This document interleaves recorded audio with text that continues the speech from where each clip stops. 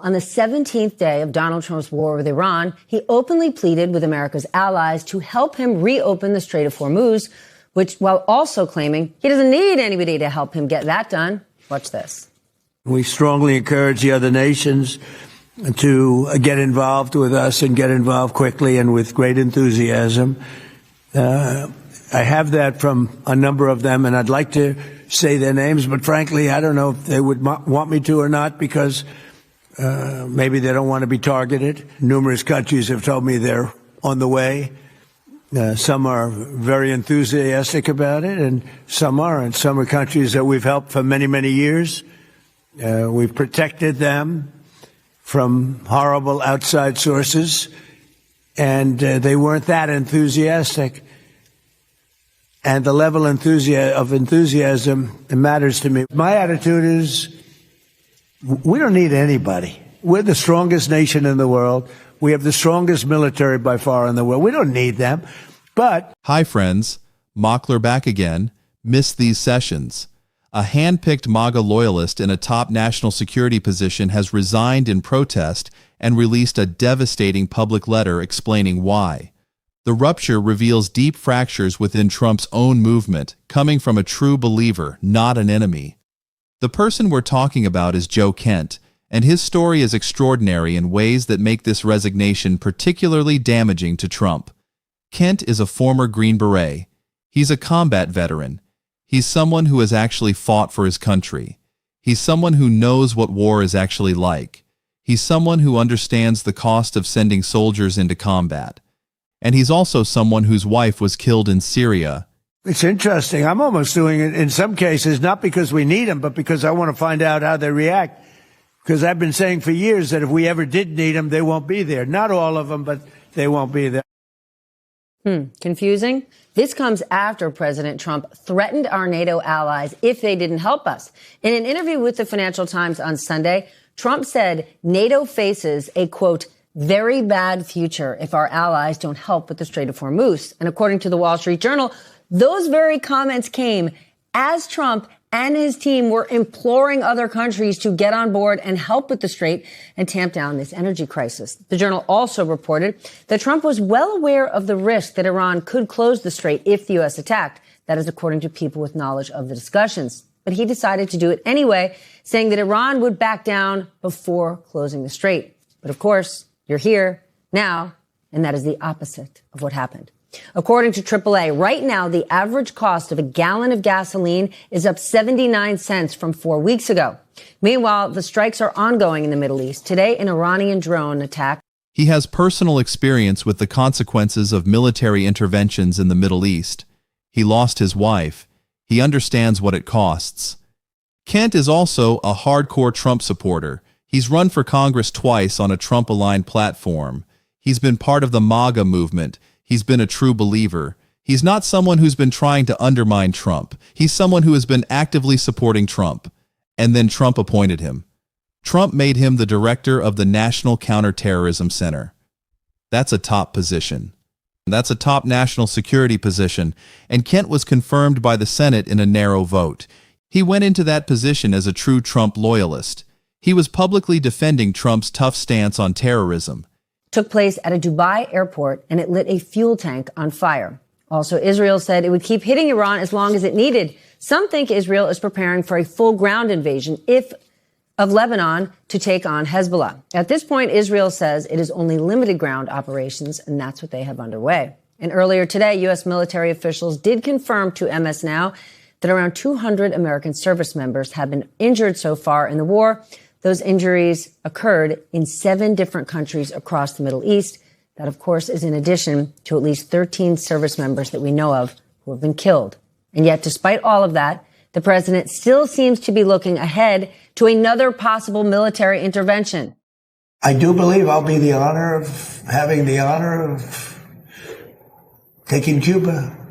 That'd be good. That's a big honor. Taking Cuba. Taking Cuba in some form, yeah. Taking Cuba. I mean, whether I free it, take it, I think I could do anything I want with it. You want to know the truth? We got a lot to get to. Let's get smarter with the help of our leadoff panel tonight. Peter Baker joins us. Chief White House correspondent for the New York Times, Michael Crowley, who covers the State Department and U.S. foreign policy for the New York Times. He was publicly defending Trump's approach to Iran. He was part of Trump's national security team. He was supposed to be loyal. He was supposed to be trusted. He was supposed to be reliable. But then Trump started the war with Iran. And when Trump started the war, Kent looked at what was happening and he said no. He said he cannot support this. He said he cannot in good conscience support this war. On March 17th, Kent submitted his resignation. And he didn't just resign quietly. He released an open letter. He released it publicly. He released it on social media. He made it clear to everyone that he was resigning over the Iran war. And in that letter, he basically told Trump that Trump has betrayed his own brand. And Susan Glasser, staff writer for The New Yorker. So let's hope Susan and Peter's Wi-Fi doesn't go down, because if it does, man, Michael has a lot of work to do. Peter, let's start with you. What can you tell us about the president's push to now get other countries to help with the Strait of Hormuz? I laid it there. He's saying, don't need them, America only, we're the best, America first. And at the same time, you better help us or else. Yeah, there's an old rule in diplomacy. If you want somebody to be there with you on the landing, you might be interested in getting them there on the takeoff, right? And he did not consult with the allies before this war. So their attitude is, why should we be part of a war that you started? This is the mess that you created in the Strait of Hormuz. You should have to clean it up. Why should we have to jump in there? And, you know, Trump obviously is going to react to this the way he has to other actions by the allies. It's going to fill his head with confirmation that he was right all along about alliances. That alliances aren't good. Rather than thinking maybe it would have been good to consult with them beforehand, his lesson he will take from this is alliances are worthless. Get rid of them. In fact, he's come close to getting rid of NATO at times, and has made clear he has very little concern for the views of the allies.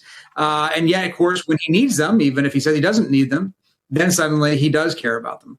That Trump has broken his promises. That Trump has started a war that doesn't make sense. That Trump is betraying the America First agenda that Trump himself ran on. That's not a resignation letter. That's an accusation. That's a warning. That's an ominous message. Let's dig into what Joe Kent actually said in his resignation letter, because this is really important. This is not just about Kent disagreeing with Trump on policy. This is about Kent saying that Trump has been lied to, that Trump has been misled, that Trump is making a big mistake. Kent wrote that Iran posed no immediate danger to the United States. That's the first thing Kent is saying. Iran is not a threat. Michael, the president said, you saw that video, that several countries are on their way to help in the Strait. We know that there are some who have said no. Is there any evidence that there are any countries who have actually signed on and they're doing what he's saying? No, I'm not aware. Peter and Susan can correct me if I've missed it, but I'm not aware of any country that is actually on the way. And, that's not surprising, I think, substantially, because, as Peter put it, there's the question of whether you get people on the takeoff for your military operation if you want them on the landing. In other words, do you consult your allies? Do you build a coalition? Which, by the way, even George W. Bush, when he invaded Iraq in 2003, which, as we know, was globally a very unpopular war, was able to line up several countries to be with the United States when we went into Iraq. Never mind the huge coalition that his father assembled for the Gulf War more than a decade earlier. Donald Trump did not do any of that. But beyond that, he has. The war with Iran is not a necessary war. It's not a defensive war. It's not a response to an imminent threat. Kent is saying Iran posed no immediate danger. And then Kent says the conflict was started under pressure from Israel and its powerful American lobby. So Kent is saying that this war happened because of pressure from Israel, because of lobbying from pro-Israel groups in America, not because of an actual threat from Iran, not because Iran was preparing to attack America, but because of external pressure, because of lobbying, because of influence. That's a significant accusation because it suggests that Trump is not making independent decisions about American foreign policy. It suggests that Trump is being influenced by foreign governments and foreign lobbies. It suggests that Trump is not pursuing America first. He's pursuing something else first. Kent goes further. Kent says there's an echo chamber of high-ranking Israeli officials and American journalists and other people who have created a false narrative. A narrative that Iran is an imminent threat. A narrative that America must go to war. And Kent is saying that this echo chamber misled Trump into believing something that's not true. Kent is saying Trump was fed false information. Trump was lied to. Trump was manipulated into starting a war. Then Kent says that this echo chamber compelled Trump to abandon his America First agenda. That's the key accusation right there. Kent is saying Trump ran on America First. Trump promised to end stupid wars. Trump promised to bring troops home. Trump promised to focus on American interests instead of getting involved in foreign conflicts. And now Trump has done the opposite. Trump has abandoned that agenda. Trump has been compelled by an echo chamber to start a war. And that's a betrayal of Trump's own brand. That's Trump breaking his own promises. Kent also says that continuing this war means sending the next generation to fight and die in a conflict that offers no advantage to the American people. So Kent is warning about the human cost. The human cost of sending soldiers to die in a war that doesn't make sense, that doesn't serve American interests, that doesn't protect America. And Kent knows about this cost personally. Kent's wife was killed in Syria. Kent understands what it means to lose a loved one in a Middle Eastern conflict. And Kent is saying, don't do this again. Don't send more people to die. What's really significant about Kent's letter is that he's not just disagreeing with Trump. Kent is saying Trump has been misled. Kent is saying people around Trump are lying to him. Kent is saying there's an echo chamber of people trying to manipulate Trump into war. That's much more damaging than just disagreeing on policy, because it suggests that Trump is not in control, that Trump is being manipulated, that Trump is being lied to by people he trusts. If Kent is right, if there really is an echo chamber of people lying to Trump about Iran, then Trump's judgment is seriously compromised. Trump's judgment can't be trusted. Trump's response to Kent's resignation is also telling. Trump dismissed it. Trump said Kent was a nice guy but very weak on security. Trump said he had compelling evidence that Iran intended to attack America. Trump basically said Kent was wrong and I'm right. But the thing is, Kent is not just some random person criticizing Trump. Kent is the former director of the National Counterterrorism Center. Kent is someone who was briefed on all the classified intelligence about Iran. Kent is someone who had access to all the secret information. Kent is someone who was sitting at the table when these decisions were made. If Kent is saying Iran posed no imminent threat, then that's a serious question about whether Trump is telling the truth about the intelligence. That's a serious question about whether Trump actually has evidence of an Iranian threat or whether Trump is just making things up. The first thing it means is that Trump's coalition is fracturing, because Kent was a true believer. Kent was someone who believed in Trump. Kent was someone who supported Trump. Kent was someone who ran for Congress as a Trump candidate, and Kent has broken with Trump. If Kent can break with Trump, then other people can too. If Kent can decide that the Iran war is wrong, that Trump has been misled, that Trump is abandoning America first, then other people can reach the same conclusion, and that's a crack in Trump's coalition that could spread. The second thing it means is that the highest levels of Trump's national security team have doubts about the Iran war. Because Kent wasn't some low-level staffer. Kent was the director of the National Counterterrorism Center. That's a top position. That's someone sitting at the table when the biggest national security decisions are made. And Kent has said that this war doesn't make sense, that Iran posed no immediate threat, that the war was started because of pressure from Israel. That's coming from inside Trump's own national security apparatus. That's not coming from critics. That's coming from someone who was supposed to be loyal to Trump. The third thing it means is that Trump's argument about Iranian threats is being challenged by someone with credibility. Because Trump is saying Iran is a threat and we have to fight. But Kent is saying Iran posed no immediate threat and we don't have to fight. Kent has more credibility on this than Trump does because Kent is a combat veteran. Kent is a Green Beret. Kent understands military threats. Kent understands Middle Eastern conflict. Kent has been briefed on classified intelligence, and Kent is saying the threat doesn't exist. When someone like that says the threat doesn't exist, then Trump's claims about the threat become much harder to sell. What's also important is Kent's accusation about an echo chamber, because if there really is an echo chamber of Israeli officials and American journalists pushing Trump toward war, that's a serious problem. That's a serious question about whether American foreign policy is being driven by American interests or by influence from other countries. That's a question about whether Trump is independent or whether Trump is being manipulated.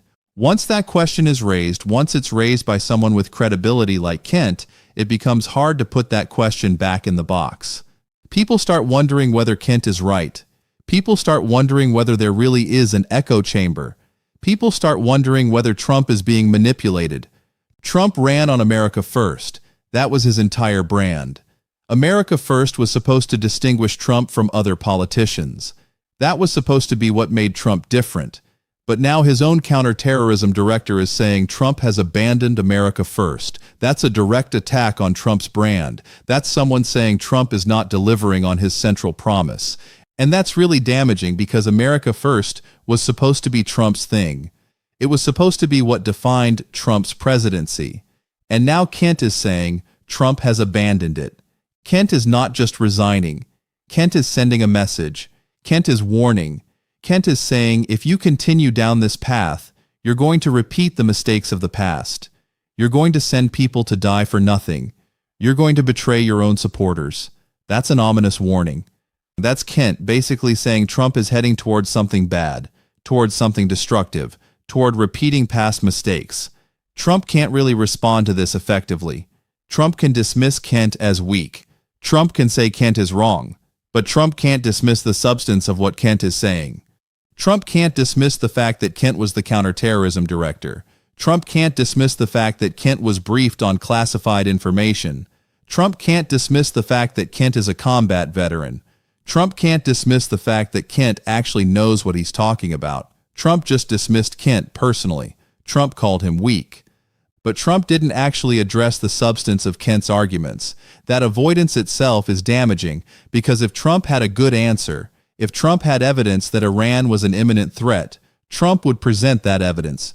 But Trump didn't. Trump just attacked Kent personally. That suggests Trump doesn't have a good answer. That suggests Trump knows Kent might be right. If Kent is leaving, if the director of the National Counterterrorism Center is resigning over the Iran war, then other people might be thinking about leaving too. Other people on Trump's national security team might be having doubts. Other people might be looking at what Kent did and thinking maybe they should do the same. Maybe they should resign. Maybe they should speak out. Maybe they should warn the president. If more people start resigning, if more people start speaking out, then Trump's position becomes increasingly difficult. Trump can't run his government if his team is resigning. Trump can't fight a war if his top officials are saying it doesn't make sense. That's a serious vulnerability for Trump. The bottom line is this: Trump just lost a top ally, a true believer, someone who was supposed to be loyal. And that person not only left, but left with a public letter warning Trump that he's been misled and that he's betraying his own brand. That's a devastating blow to Trump. That's a crack in his coalition. That's evidence that the Iran war is not as solid as Trump claims. That's a sign that even Trump's closest allies have serious doubts. The broader implications of Joe Kent's resignation are about more than just one official leaving his job. This is about the fracturing of Trump's coalition over foreign policy. This is about Trump's America First brand being exposed as potentially false. This is about serious doubts emerging within Trump's own national security team about whether the Iran war makes sense. Kent is not the only person who has been critical of the Iran war. There have been other voices, other people questioning whether the war is justified, other people saying it's a mistake. But those people were mostly on the outside. There were analysts, there were commentators, there were people without access to classified information. But Kent is different. Kent was on the inside. Kent had access to classified intelligence. Kent was a director of the National Counterterrorism Center. Kent was sitting at the table when decisions were made. And Kent is saying the war doesn't make sense. What's also important is that Kent's background gives him credibility that other critics don't have. Kent is a Green Beret. Kent is a combat veteran. Kent understands military operations. Kent understands counterterrorism. Kent is not some pacifist or anti-war activist. Kent is someone who believes in military action when it's justified. But Kent is saying this particular military action is not justified. That carries a lot of weight. That means something coming from someone like Kent. Kent's personal experience with the cost of Middle Eastern wars also gives him credibility because Kent's wife was killed in Syria. Kent has personal experience with the consequences of military intervention in the Middle East. Kent understands what it costs to send soldiers to die. And Kent is saying, don't do it again. Don't send more people to die in a war that doesn't make sense. That's coming from a place of genuine concern. That's coming from someone who has actually paid a price for these wars. How Kent is framing his resignation is also critical. Kent is not just saying he disagrees with Trump. Kent is saying Trump has been lied to. Kent is saying there's an echo chamber. Kent is saying Trump has been misled by people around him. That's a much more serious accusation than just disagreeing on policy. That's an accusation that Trump's judgment is compromised. That Trump is not getting accurate information. That Trump is being manipulated. If Kent is right, if there really is an echo chamber of people pushing Trump toward war, then that raises serious questions about Trump's presidency. That raises questions about whether Trump is actually in control. That raises questions about whether the people around Trump have Trump's interests in mind or their own interests. Those are serious questions. Those are questions that could affect how people view Trump's entire presidency. The timing of Kent's resignation is also important because this is not happening early in Trump's term when maybe things could be changed. This is happening after Trump has already started a war with Iran. This is happening after American troops are already deployed. This is happening after Americans are already dying. This is happening after Kent has presumably tried to work within the system to change Trump's mind and failed. And now Kent is giving up. Now Kent is saying he can't be part of this. He has to leave. That's a sign that Kent has given up on being able to change Trump's mind from the inside. That's a sign that Kent thinks Trump is too committed to the war. That Kent thinks the echo chamber has too much influence. That Kent has concluded that the only thing he can do is leave and warn the public. Trump could have taken Kent seriously. Trump could have said, okay, one of my top counterterrorism officials has serious concerns about this war. Let me listen to those concerns. But Trump didn't do that. Trump dismissed Kent. Trump called him weak. Trump said he had compelling evidence that Iran was a threat. But Trump didn't actually provide that evidence. Trump didn't actually explain why Kent is wrong. Trump just attacked Kent personally. That avoidance, that refusal to engage with Kent's substantive arguments, suggests Trump doesn't have a good answer. That suggests Trump knows Kent might be right, but Trump is committed to the war anyway. If Kent is right, if Iran really did not pose an imminent threat, then Trump started a war based on false pretenses. Trump started a war that wasn't necessary. Trump started a war that is costing American lives for no good reason. That's a massive liability for Trump. That's something that could follow Trump forever. That's the kind of thing that historians will point to as a major failure of Trump's presidency. A war that was unnecessary. A war that was based on false information. A war that sent young Americans to die for nothing. Joe Kent's resignation is a devastating blow to Trump. It's a sign that Trump's coalition is fracturing. It's a sign that even Trump's closest allies have serious doubts about the Iran war. It's a sign that Trump may have been misled or manipulated into starting a war that doesn't serve American interests. And it's a warning about the future. A warning that more people might leave. A warning that the war might not go the way Trump expects. A warning that Trump might face serious consequences for starting this war. What this means for Trump's America First brand is really significant because Trump built his entire political identity on America First. That was supposed to be what made Trump different from other Republicans. That was supposed to be what distinguished Trump from the neoconservatives and the hawks who wanted endless wars and military interventions. Trump said he was going to be different. Trump said he was going to put America first. Trump said he was going to avoid stupid wars. Trump said he was going to bring troops home. That was Trump's brand. For a long time, it worked. Trump was able to claim that he was the America First candidate, that he was different from traditional Republicans, that he actually cared about American interests instead of getting involved in every foreign conflict. His supporters believed that. His supporters voted for him partly because they believed he would actually end the stupid wars. They believed he would actually bring troops home. They believed he would actually prioritize American interests. But now Kent is saying Trump has abandoned America first. Now Kent is saying Trump has been compelled to abandon America first. Now Kent is saying Trump is waging a war that doesn't serve American interests. That's a direct attack on Trump's brand. That's saying Trump has betrayed his own promises. Coming from someone like Kent, from a true believer, from someone who actually supported Trump, that's really damaging. Kent can't be dismissed as a Trump hater. Kent can't be dismissed as someone who never supported Trump. Kent is someone who did support Trump. Kent is someone who was loyal to Trump. And Kent is saying Trump has betrayed America first.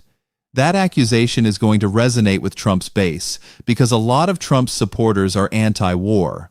A lot of Trump supporters voted for Trump because they wanted the endless wars to end. A lot of Trump supporters don't want America to be involved in every conflict around the world. They want America to focus on American problems. They want America to stop fighting wars that don't serve American interests. And now they have Joe Kent telling them that Trump has abandoned that agenda, that Trump is waging a war that doesn't serve American interests. That's going to create real tension between Trump and his base. Kent specifically mentioned the Israel lobby and Israeli pressure. That's going to be controversial. That's going to upset some people. But it's also going to resonate with a lot of Trump supporters who feel like American foreign policy is too influenced by pro-Israel lobbies, who feel like America does too much to support Israel, who feel like American soldiers are dying for Israeli interests instead of American interests. Kent is giving voice to that concern. Kent is saying that's exactly what's happening, that American foreign policy is being driven by Israeli pressure, that Trump has been compelled to abandon America first because of Israeli pressure. That's a message that's going to resonate with certain segments of Trump's base. Joe Kent's resignation is more significant than it might first appear. It's not just about one official leaving his job. It's about cracks appearing in Trump's coalition. It's about someone with credibility saying Trump has betrayed his brand. It's about someone with access to classified information saying the war with Iran doesn't make sense. It's about the America First agenda being exposed as possibly false. And that's a serious vulnerability for Trump. That's something that could have real political consequences. The loss of Kent represents a fundamental challenge to Trump's narrative about his presidency. Trump has always presented himself as the leader who would keep America out of endless wars, who would prioritize American interests over foreign entanglements. But Kent's resignation and his devastating letter suggest that Trump has done exactly the opposite. He started a war that Kent says doesn't serve American interests. He's been influenced by foreign lobbies. He's abandoned the principles that his supporters believed in. This is going to create a crisis of confidence among Trump's base. If Joe Kent, a true believer, a combat veteran, someone who lost his wife in a Middle Eastern conflict, says Trump has been misled and betrayed his promises, then other supporters are going to start questioning their loyalty. They're going to start wondering if they've been duped. They're going to start wondering if Trump is really the America First leader they thought he was. The damage to Trump's credibility is immense. He can attack Kent personally, but he can't erase the substance of what Kent said. He can't erase the fact that his own counterterrorism director resigned in protest over the Iran war. He can't erase the fact that Kent said Iran posed no immediate threat. He can't erase the accusation that Trump was manipulated by an echo chamber. These are facts now. They're part of the public record, and they're going to haunt Trump for the rest of his presidency. A loyalist's resignation and public condemnation have seriously damaged Trump's America First narrative. More resignations or opposition could follow, and the blow from within may be impossible to fully repair.